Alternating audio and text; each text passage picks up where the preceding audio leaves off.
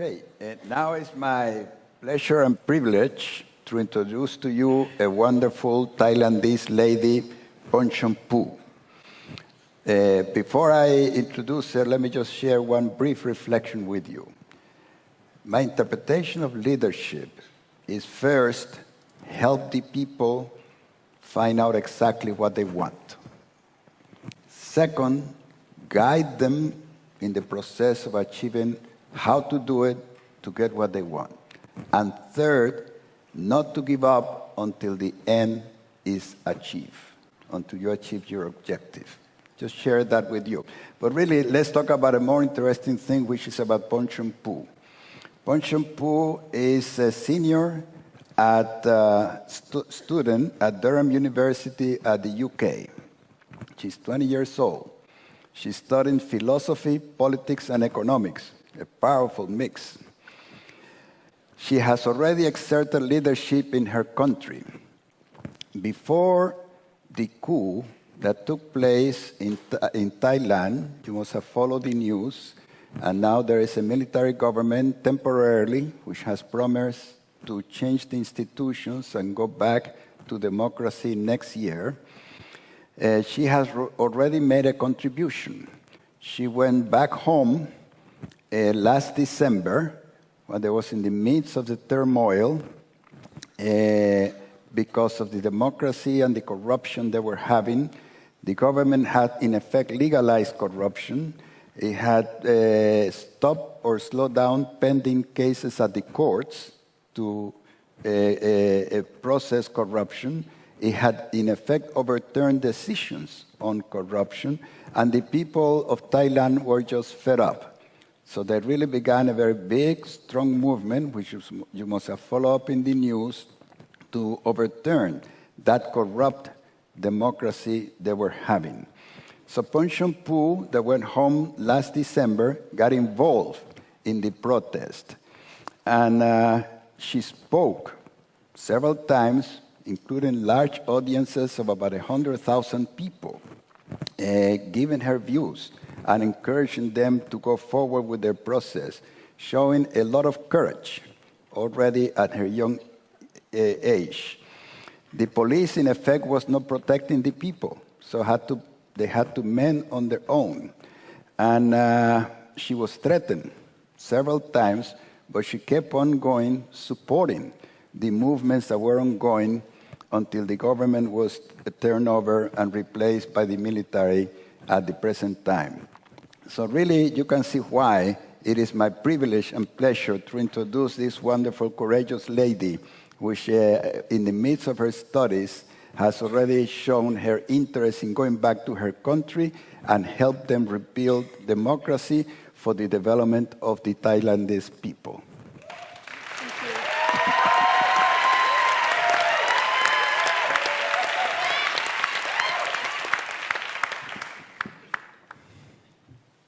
When injustice becomes law, resistance becomes duty.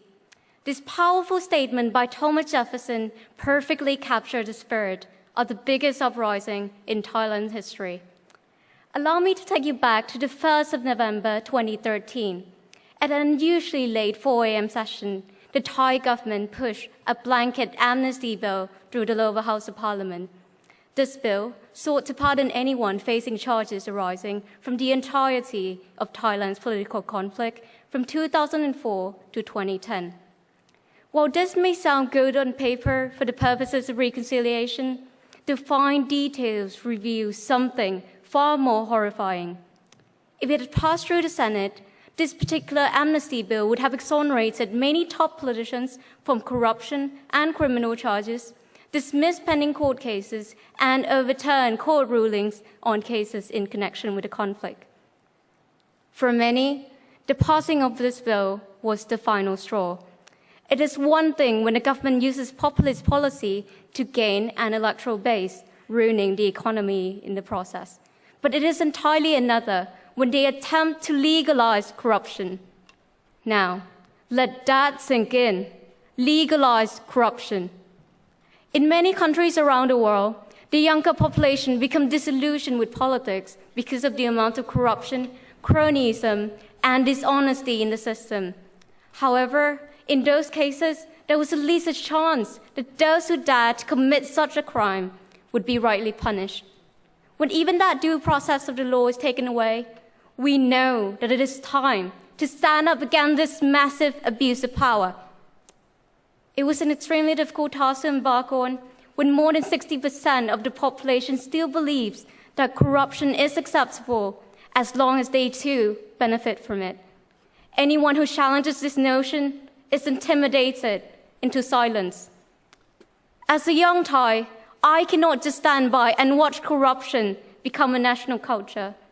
So I joined the uprisings against the bill in an effort to inform the masses of the damaging effects of corruption and the true meaning of democracy. However,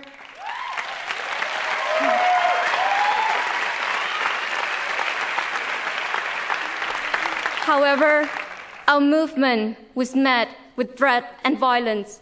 I spoke on 4 separate occasions in front of live audiences of over 100,000 people.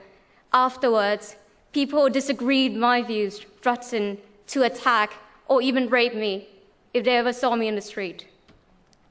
During the course of our 7-month-long peaceful protests, weapons of war, M16, M79 were used on the protesters.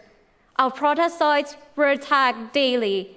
28 men, women, and children died. 834 others were injured. The criminals were never brought to justice. Now, they thought fear would make us back down. They were wrong.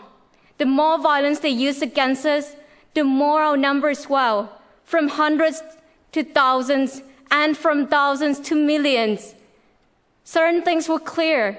This new generation of Thai are a lot more vigilant, a lot more politically aware, and a lot more politically involved. The heart of democracy lies in people's participation, and this uprising has achieved that and much more.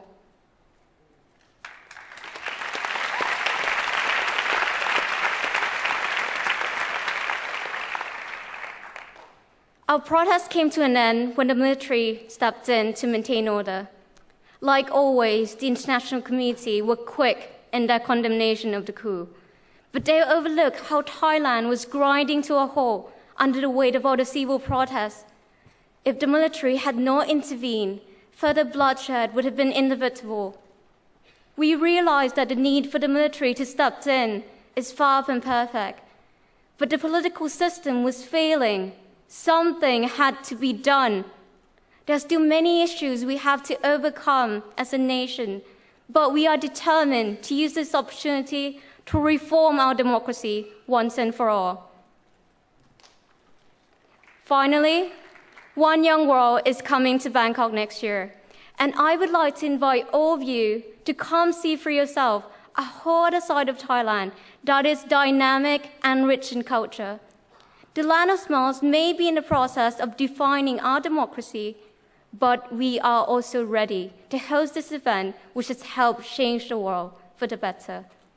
So come along to the summit next year, and together we can help create a truly unified world that is both progressive and compassionate. Thank you.